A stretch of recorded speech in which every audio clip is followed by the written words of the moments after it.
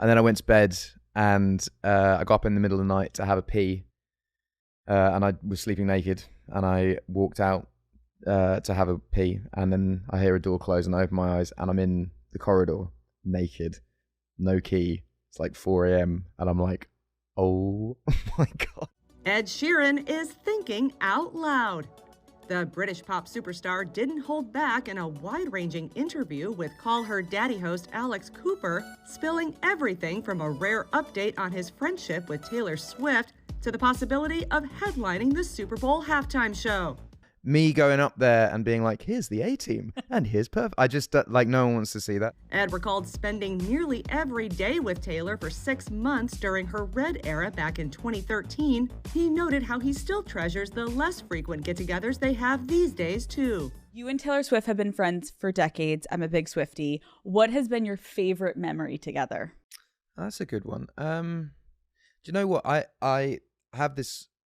I was in these court cases for like 2 years. Well, it was a lot longer than 2 years, but there was one each year, and I had to go through all my old devices to give them, like, you know, voice notes and blah blah blah for the lawyers to have. And going through all my old texts with people that I've known for that long, it was really like nostalgic going through. And I think that the period of time that I was on the Red tour would have been, you know, I lived in Nashville, and she lived in Nashville, and we used to fly to and from the gigs together and do all sort of, I don't know. I was literally spent almost every single day with her for about 6 months. So I think that period of time, and I do, you know, I see her when I see her. I probably see her like 4 times a year, and we do what I said, like, instead of catching up the whole time, we have like proper sit down 6-hour catch ups, and I think that that's like a really nice way to do it. But I think that period, 2013.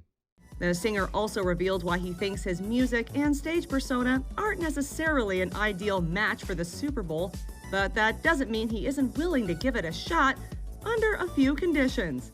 There was a conversation about 10 years ago to go on with someone, and I think that would be the only way that I would do it at the moment. I don't think, I've had this conversation before, I don't think English artists are like, I mean, there are some that have the pizzazz of Super Bowl, fireworks, dances, blah, blah, blah.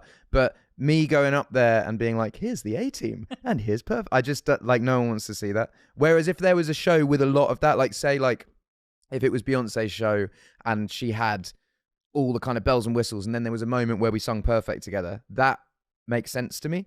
But me, I don't know, I can't picture myself doing it. Can you picture me doing it? As you're talking, I'm trying to picture it. Yeah. What if it's like a spotlight and for 15 minutes, though, you know? I would definitely go on and do it with someone. I think, yeah, just to do the Super Bowl, but I don't think my set lends itself to that.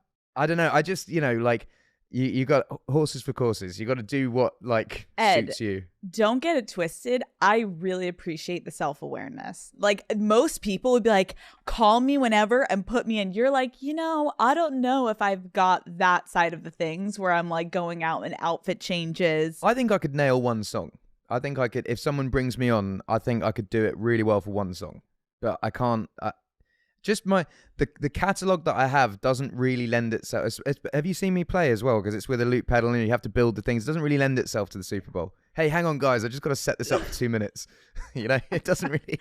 And also, like, you saying, like, and I come out and I'm singing, like, A-Team, like, everyone just starts sobbing in the audience and is, like, getting in their feels. And yeah, then or like, they just go and get a beer. A Super Bowl collab makes sense for Ed in more ways than one. The hitmaker is known for penning multiple smash tracks for other artists in addition to himself, and he told Alex if he harbors any regret about sharing his work. Is there any song that you wish you had kept for yourself?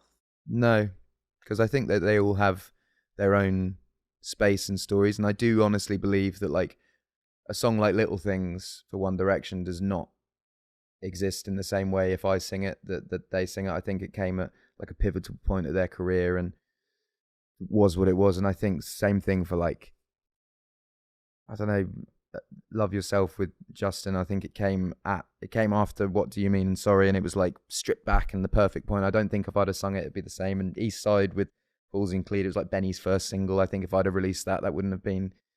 Yeah, I think they all hold their own space, I guess. And if I'd have done it, maybe I wouldn't have done it properly. Yeah. Yeah. Is there any song of yours that you are secretly sick of playing?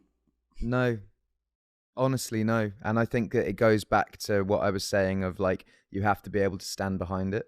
I think if you compromise yourself in music to like do a certain thing, like reach a certain fan base or like whatever, and you can't stand behind it, if it doesn't work, then you've kind of failed in your mission, because you've made it to work. And if it works, then you have to play it for the rest of time. So I'm very, very careful that everything that I make, I have to be confident enough to sing it for forever.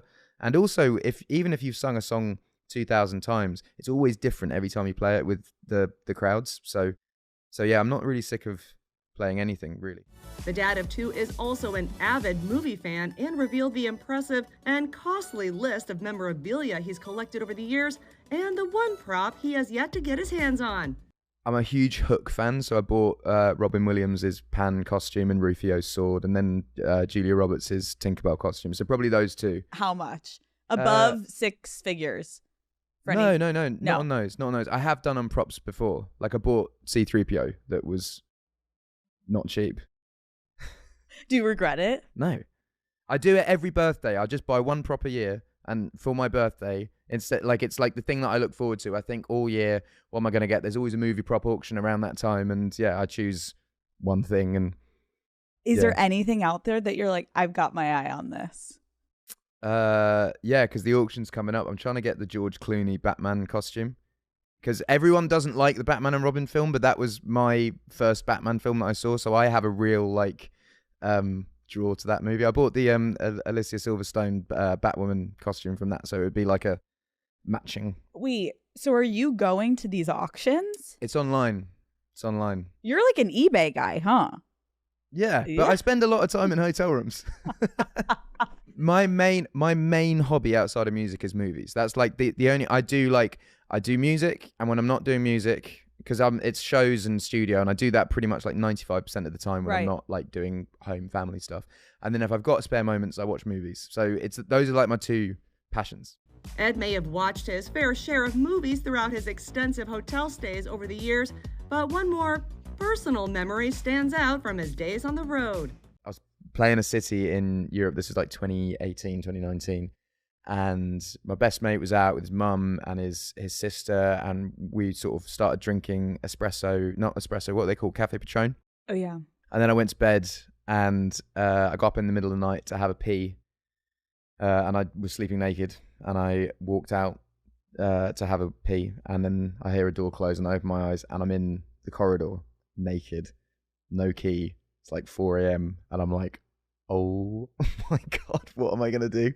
And I'm kind of looking around, and as I look around, it's like CCTV. And I'm like, ooh, this is not good. And there was like someone had room service, and I went to go and get the napkin, and I put the napkin on, clicked the lift, went down to the lobby. Bear in mind, it's like 4 a.m. There's like people working in the hotel. And I just kind of walk with this thing.